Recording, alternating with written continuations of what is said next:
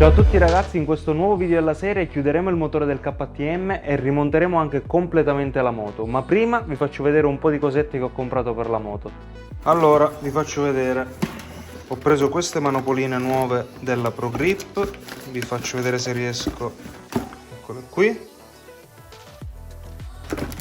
Filtro dell'aria nuovo che poi ovviamente andremo a oleare, vi farò vedere un po' come si fa. E poi guarnizioni e un pignone nuovo più lungo per poi fare la motard. Allora, la prima cosa, cambiamo la gabbia a rulli, che quando cambiate il pistone vi consiglio di sostituire, anche perché ha un costo abbastanza basso. Ecco qua, gabbiettina nuova.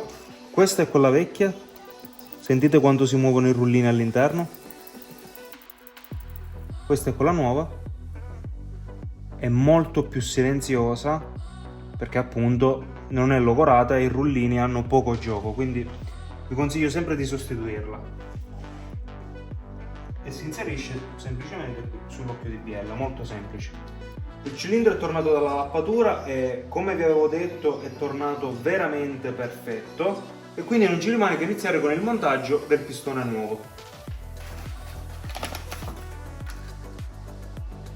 Allora ragazzi, vi volevo fare una piccola introduzione su come capire quando un pistone è da sostituire. Vi faccio vedere il vecchio. Come potete vedere, questo qui, tralasciando la scaldata che aveva, potete vedere che è molto liscio e in alcuni punti, come questo, è più lucido rispetto alla parte restante del pistone. Significa che in questo punto è ancora molto più consumato. Ma vi rendete conto anche perché la fascia elastica non faceva più tenuta e quindi dei residui carboniosi sono scesi sotto appunto il segmento.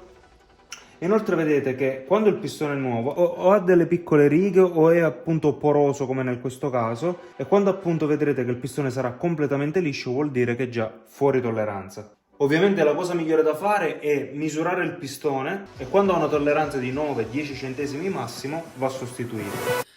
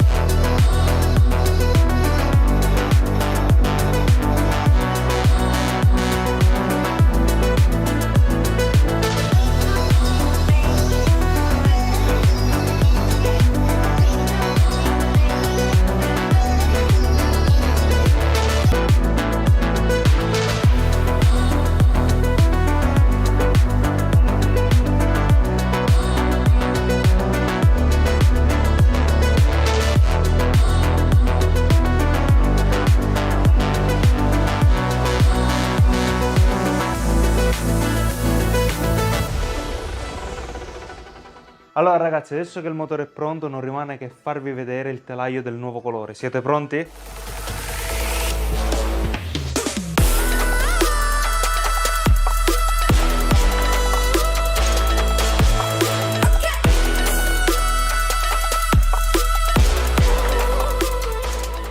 Allora, come avete potuto vedere ho scelto l'arancione KTM e vi dico che è stato veramente un'impresa impossibile trovare questo colore, ma per fortuna sono intervenuti i ragazzi di GP Colors che sono gli unici al mondo a vendere questa vernice e vi invito a consultare il loro shop perché hanno tutte le vernici adatte per le moto, vernice per cerchi, per pinze, vernice ad alta temperatura e le trovate sia da spruzzare con la pistola sia in pratiche bombolette. E inoltre con il codice sconto Luca79 avrete il 10% di sconto su tutto, ovviamente vi lascio il link in descrizione.